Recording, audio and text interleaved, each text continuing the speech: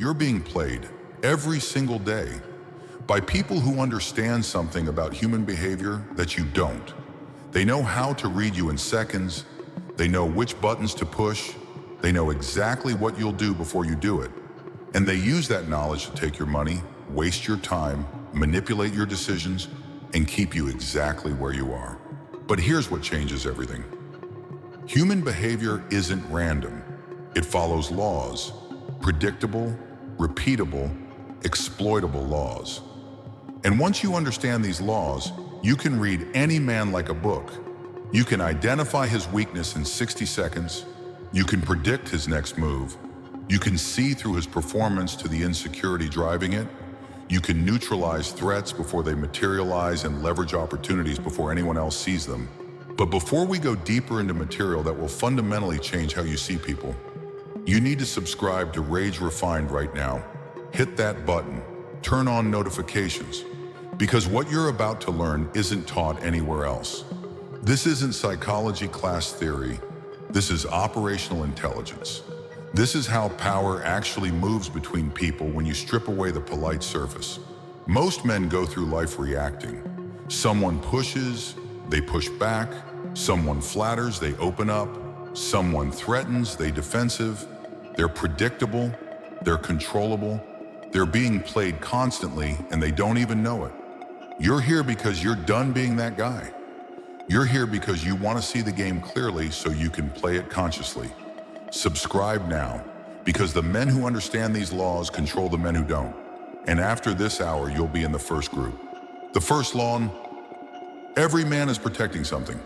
Here's the first law, write this down. Remember this forever. Every single person you meet is protecting something. Always, without exception. And once you identify what they're protecting, you have the key to their entire psychology. What are people protecting? Different things depending on who they are. Some men are protecting their ego. They need to be seen as smart, capable, successful. So they'll make decisions that are objectively bad just to avoid looking stupid. They'll defend positions they know are wrong just to avoid admitting error. They'll reject good advice just to maintain the appearance of having everything figured out.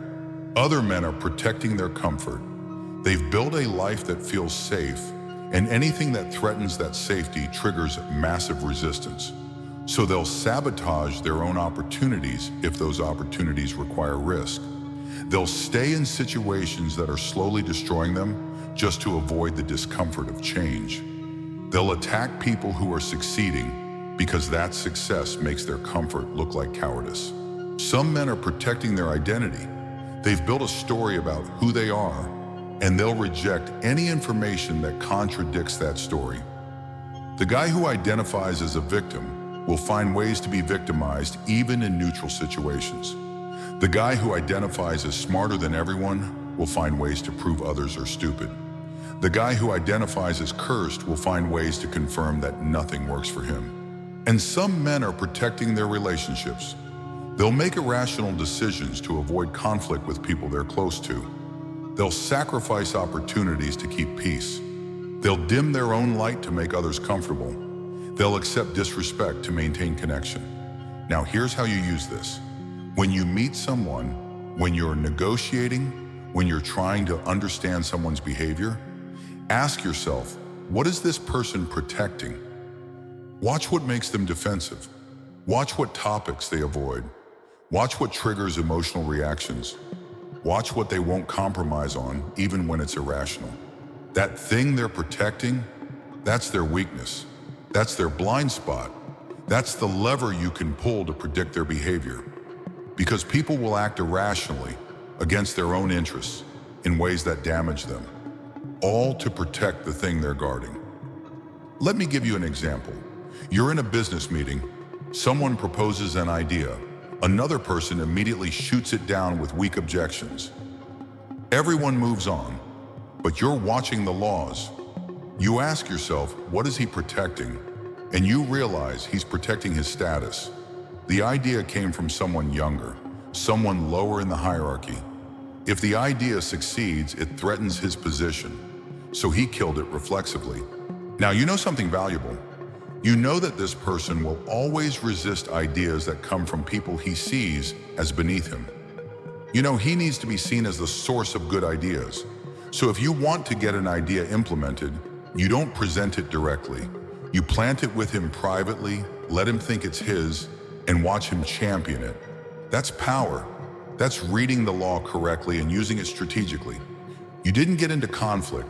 You didn't argue. You simply identified what he was protecting and worked with it instead of against it. Now you know something valuable. You know that this person will always resist ideas that come from people he sees as beneath him. You know he needs to be seen as the source of good ideas. So if you want to get an idea implemented, you don't present it directly. You plant it with him privately, let him think it's his, and watch him champion it. That's power. That's reading the law correctly and using it strategically. You didn't get into conflict. You didn't argue. You simply identified what he was protecting and worked with it instead of against it. Or here's another scenario. You're trying to close a deal. The other person is hesitating. You could pressure them, which usually backfires. Or you could ask yourself, what are they protecting? Maybe they're protecting their ego by not wanting to make a mistake. So you don't push harder, you reduce risk, you add guarantees, you give them an easy exit if it doesn't work. You protect what they're protecting, and suddenly they're comfortable moving forward. This is how you operate at a higher level. You're not just reacting to what people say, you're reading what they're protecting and adjusting your approach accordingly. You're playing chess while they're playing checkers. The second law. Every man lies about his motivations. Here's the second law, and this one will change how you listen to people forever. Every single person lies about their motivations, not necessarily with malicious intent, but they lie. They tell you rational reasons for emotional decisions. They tell you noble reasons for selfish actions. They tell you conscious reasons for unconscious drives. Why? Because people don't actually know why they do what they do. Human beings rationalize behavior after the fact. We make decisions emotionally driven by unconscious needs and fears, and then we construct logical explanations that sound good. We tell ourselves these explanations. We tell others these explanations, and we genuinely believe them, even though they're false. So when someone tells you why they're doing something, you can't take it at face value. You have to look deeper. You have to ask, what's the real motivation? And usually the real motivation is one of three things: fear, ego, or desire. Let's break this down. A man says he's not starting a business because the market is too competitive. That sounds rational, but the real reason? Fear. Fear of failure. Fear of looking stupid. Fear of losing the comfortable identity of someone with potential who just hasn't acted yet. A man says he ended a relationship because they wanted different things. That sounds mature, but the real reason? Ego. She challenged him in ways that threatened his self-image. She expected more than he was willing to give. She made him feel inadequate, and instead of growing, he left. A man says he's working 80 hours a week to provide for his family. That sounds noble. But the real reason? Desire. Desire for status. Desire to prove something. Desire to avoid the vulnerability of actually being present in relationships. Work is easier than intimacy, so he hides there and calls it sacrifice. Now, most people never figure this out. They take everyone's stated reasons at face value. They think people are logical, they think explanations are honest, and they get played constantly because they're responding to the fake reason instead of the real one. But you're different. You're going to start listening for the gap between what people say and what's actually driving them. You're going to watch behavior instead of listening to words, because behavior doesn't lie. Behavior reveals true motivation every time. Here's how you apply this practically. Someone tells you they can't invest in themselves right now because money's tight. You could accept that and move on. Or you could recognize that's probably not the real reason. The real reason is usually fear of wasting money on something that might not work, which is actually fear of confirming their own inadequacy. So if you're selling something, you don't address the money objection directly. That's the fake reason. You address the real fear. You show proof that it works. You reduce risk. You make success more certain, and suddenly the money objection disappears because it was never really about money. Or someone tells you they're too busy to work on their goals. You could believe that, or you could recognize that everyone has the same 24 hours and people make time for what actually matters to them. The real reason they're not working on their goals? They're afraid of finding out they're not capable of achieving them. They're protecting themselves from potential failure by staying too busy to try. This is how you read people accurately. You assume the stated reason is false. You look for the emotional driver. You identify whether it's fear, ego, or desire, and then you respond to the real motivation instead of the fake one. This is how you influence people. This is how you negotiate. This is how you lead. And here's the hardest part. You have to apply this to yourself. You lie about your motivations too. You tell yourself you're not taking action because of timing, resources, circumstances. But the real reason is usually fear. Fear of exposure, fear of judgment, fear of discovering your limits. So start catching yourself. When you make a decision, when you avoid something, when you choose comfort, ask yourself, what am I really protecting?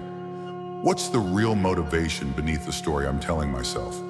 Because until you're honest about your own drivers, you can't be truly strategic about your behavior.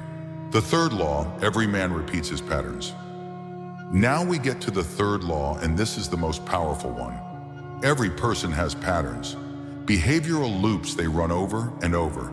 And once you identify someone's pattern, you can predict their future behavior with shocking accuracy. You can see their next move before they make it. You can prepare for their reactions before they react. Why do people repeat patterns? Because patterns are unconscious. They're programmed responses to specific triggers. Something happens and the person runs the same script they've run 1,000 times before. They don't choose it consciously, it just activates automatically. Think about the people you know. The friend who always self-sabotages right before success. The family member who always plays victim when confronted. The colleague who always deflects responsibility when projects fail. The partner who always withdraws when things get difficult. These aren't random occurrences. These are patterns. And here's what most people miss. Patterns don't change without massive intervention. People tell you they're different now. They promise they've learned. They swear this time will be different. But unless they've done serious work to interrupt the pattern at a neural level, they'll run the same script again.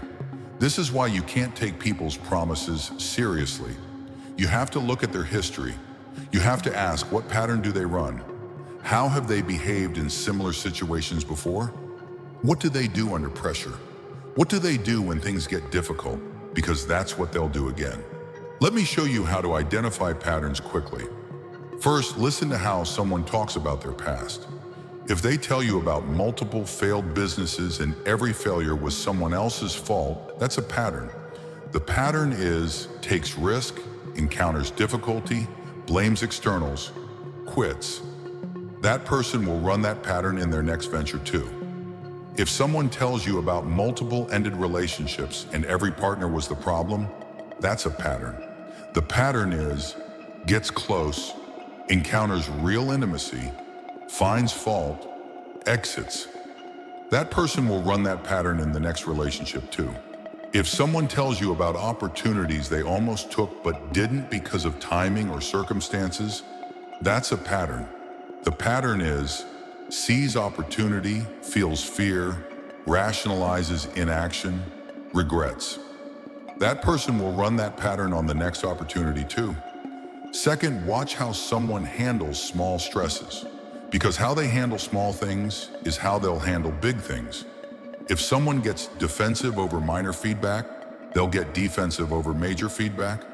If someone avoids small conflicts, they'll avoid major conflicts. If someone quits small challenges, they'll quit major challenges. People don't have different modes for different situations. They have one operating system that runs everywhere. So you can learn everything about someone by watching them in low-stakes situations. The person who's rude to servers will be rude to you eventually. The person who lies about small things will lie about big things. The person who doesn't keep small promises won't keep big promises. Third, notice what triggers emotional reactions, because triggers reveal patterns. If someone gets angry when questioned, that's a pattern trigger. The pattern is faces challenge to authority, feels threatened, responds with anger to reestablish dominance. If someone gets hurt when you don't respond immediately, that's a pattern trigger. The pattern is perceives distance, feels abandoned, responds with guilt tripping to pull you closer. Once you identify these triggers, you can predict exactly how someone will react in any situation. You can avoid triggering them if you want cooperation. You can deliberately trigger them if you want to expose their pattern. You have tactical control because you see the script they're running. Now here's how this applies to your own life. Your enemies have patterns. Your competitors have patterns. Your business partners have patterns. Your employees have patterns. And if you're watching correctly, you can predict their moves and stay 3 steps ahead. But more importantly, you have patterns too. And those patterns are either serving you or destroying you. The pattern of procrastination, the pattern of self-sabotage, the pattern of choosing comfort over growth, the pattern of quitting when things get hard. These patterns will keep running until you interrupt them deliberately. Reading people in real time, so now you know the 3 laws. Every man is protecting something. Every man lies about his motivations. Every man repeats his patterns. But how do you actually use this in real time? How do you walk into a room and read someone in 60 seconds? Here's the process. First, you observe without judgment. Most people are too busy thinking about what they're going to say next to actually watch the person they're talking to. You're different. You're quiet initially. You're asking questions. You're watching body language. You're listening to word choice. You're noticing what topics create energy and what topics create tension. Within the first 30 seconds, you're identifying what they're protecting. Are they name dropping? Protecting ego? Are they explaining why they're not where they want to be? Protecting identity as someone with valid excuses? Are they talking about how busy they are? Protecting image as someone important? Are they asking questions about you without sharing anything real? Protecting vulnerability? Within the next 30 seconds, you're testing for patterns. You make a small challenge. You disagree slightly with something they said. You give feedback. You create mild discomfort. And you watch how they respond. Do they get defensive? Do they dismiss? Do they deflect? Do they actually consider what you said? That response tells you their pattern under pressure. Now you have operational intelligence. You know what they're protecting and how they react to challenges. You can predict their behavior. You can adjust your approach. You can decide if this person is useful, neutral, or dangerous. Let me give you a practical scenario. You're meeting a potential business partner. He talks a lot about his past successes.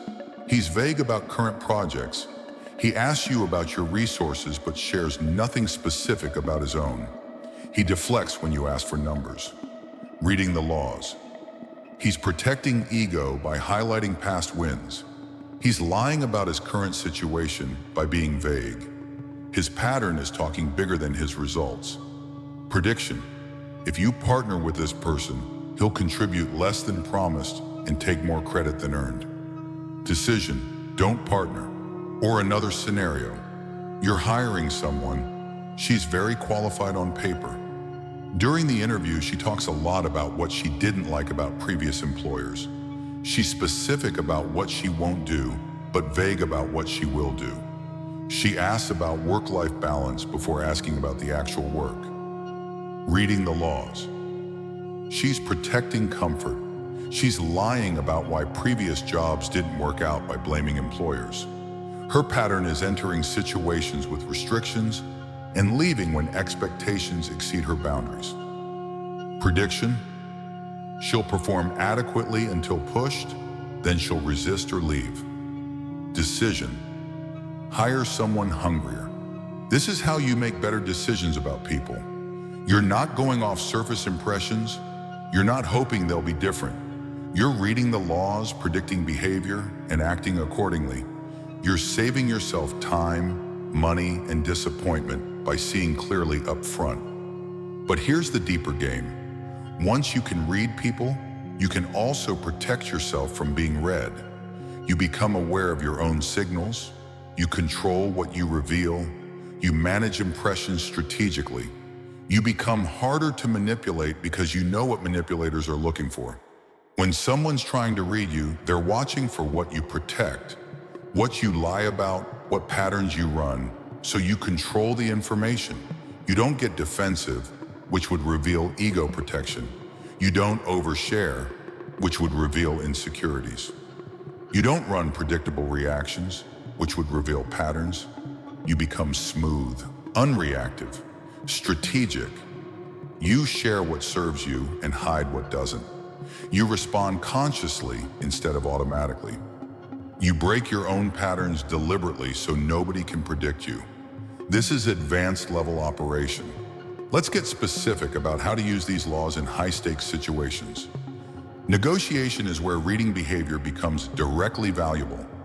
Whether you're negotiating salary, closing deals, or resolving conflicts, the person who sees clearly wins. First law application. In any negotiation, immediately identify what the other side is protecting. Are they protecting budget? Protecting ego? Protecting their position in their company? Protecting their timeline? Whatever they're protecting becomes your leverage point. If they're protecting budget, you don't argue about price directly. You increase perceived value until the price feels reasonable. If they're protecting ego, you don't make them feel stupid. You position your solution as the smart choice they would have made anyway.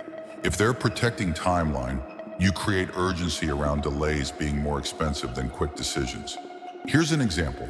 You're negotiating salary. The hiring manager says the range is fixed. You could accept that and negotiate within the range. Or you could ask yourself, what is he protecting? Probably he's protecting budget and his authority to make exceptions. So you don't fight the range directly.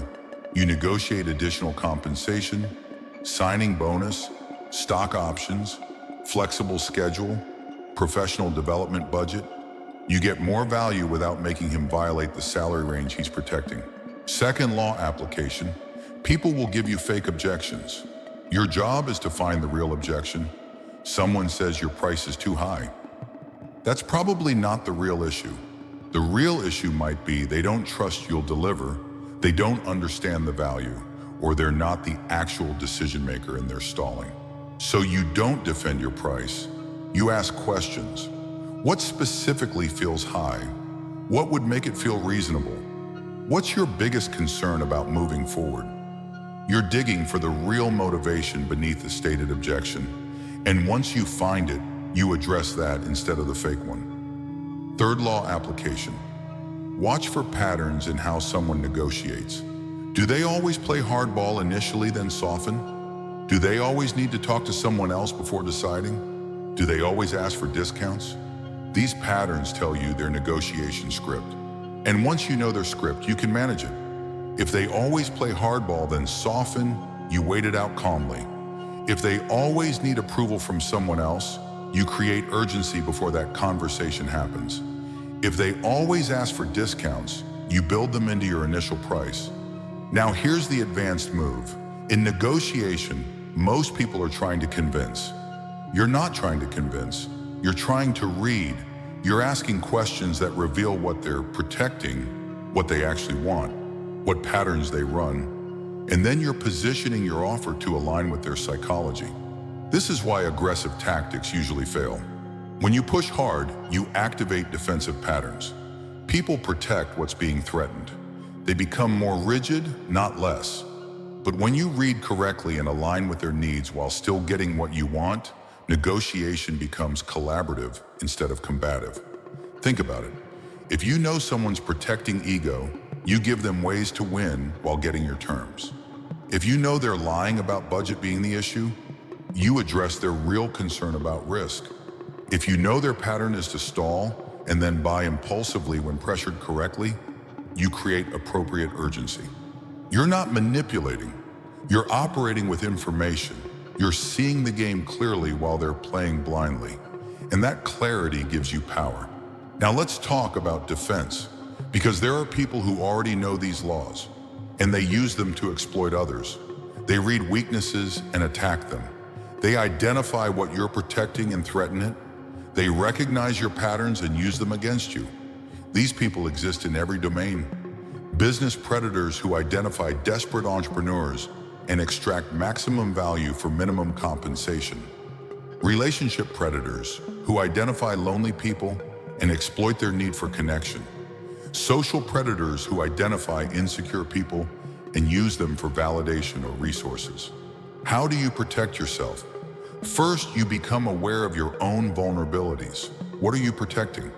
Ego, comfort, identity, relationships? Because whatever you're protecting is what can be weaponized against you. If you're protecting ego, someone can manipulate you with flattery or threats to your status. If you're protecting comfort, someone can manipulate you with fear of loss or change. If you're protecting identity, someone can manipulate you by making you prove you're who you claim to be. So you reduce what you're protecting. This doesn't mean becoming careless. It means becoming less attached to the things that make you controllable. You care less about looking smart and more about being effective. You care less about being comfortable and more about growing. You care less about being right and more about getting results. When you're not desperately protecting something, you become harder to manipulate. You can take feedback without becoming defensive. You can face challenges without becoming rigid. You can hear criticism without feeling threatened. You become fluid instead of fragile. Second, you recognize manipulation tactics. When someone's using excessive flattery, they're trying to lower your defenses by feeding your ego. When someone's creating artificial urgency, they're trying to bypass your logical decision-making. When someone's isolating you from other opinions, they're trying to control your information environment. These tactics work on people who don't recognize them. But once you see them clearly, they lose power. You can enjoy compliments without being controlled by them. You can acknowledge urgency without making rushed decisions. You can hear exclusive offers without feeling pressure to accept immediately. Third, you test people before trusting them. You give small opportunities before big ones. You watch how they handle minor conflicts before entering major agreements. You observe whether they keep small promises before believing big promises. You're collecting data about their patterns before making yourself vulnerable. Most people do this backward. They trust first and then get hurt when patterns reveal themselves. You trust last. You watch patterns first. You verify character through observation, and then only after someone has demonstrated reliability over time, you extend trust. This makes you harder to exploit because predators rely on quick trust. They need you to commit before you see their patterns. They need you to override your logical assessment with emotional connection, but you don't do that. You stay logical, you watch behavior, you let patterns reveal themselves. And if you spot predatory patterns, you disengage immediately. No explanation needed, no second chances given. You simply remove access and move on. Because people don't change their core patterns without massive intervention, and you're not a rehabilitation project. Now we turn the mirror on yourself. Because understanding these laws intellectually means nothing if you're still running unconscious patterns that sabotage your success. You need to identify your patterns, interrupt them, and install new ones. Start by reviewing your history honestly. Where have you failed repeatedly? Where have you made the same mistakes multiple times? Where have you promised change but not delivered it? Those areas contain your patterns. Maybe your pattern is starting strong and fading. You get excited about new projects, work intensely for a few weeks, then lose momentum and quit. That's a pattern, and until you interrupt it, you'll run it forever. Or maybe your pattern is avoiding conflict. Someone crosses a boundary, you say nothing, resentment builds, relationship deteriorates. That's a pattern, and until you interrupt it, every relationship will follow the same trajectory. Or maybe your pattern is seeking external validation. You need approval before taking action. You need encouragement to continue. You need recognition to feel successful. That's a pattern, and it makes you controllable by anyone who figures it out. Here's how you interrupt patterns. First, you identify the trigger. What situation activates the pattern? What emotional state precedes it? What thought pattern justifies it? You need to see the pattern starting before you can stop it. Second, you create a pattern interrupt. When you feel the trigger, you do something completely different. If your pattern is avoiding conflict, your interrupt is addressing issues immediately. If your pattern is quitting when things get hard, your interrupt is pushing through specifically when you want to quit. This is uncomfortable. Your brain wants to run the familiar pattern. It feels safe even though it's destructive. But you override it consciously. You force a new behavior. You tolerate the discomfort of breaking the pattern. Third, you repeat the new behavior until it becomes automatic. One interruption doesn't install a new pattern. You need repetition.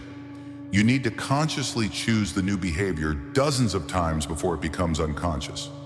You need to prove to yourself that the new pattern works better than the old one. This is the real work. This is where most men fail. They understand patterns intellectually, but they don't do the uncomfortable work of actually changing them. They keep running the same scripts and wondering why results don't change.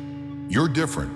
You're going to identify your most destructive pattern right now, the one that's cost you the most money, relationships, opportunities, and you're going to commit to interrupting it every single time it activates.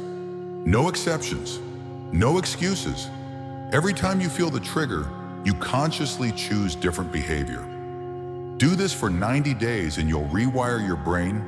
The old pattern will weaken, the new pattern will strengthen, and you'll become a different person, not because you wanted to change, but because you forced change through consistent action.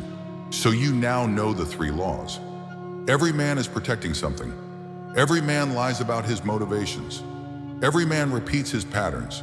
And you know how to read these laws in real time, how to use them strategically, and how to protect yourself from people who already know them. But knowledge without application is worthless. So here's what you do immediately. Today, right now, you practice reading one person using these laws. Could be someone you're meeting with. Could be someone you're negotiating with. Could be someone you're curious about. Watch what they protect. Look for the gap between stated reasons and real motivations. Identify their patterns through questions and observation. Write down your predictions about their behavior, and then watch whether you're right. Do this daily. Make it a practice.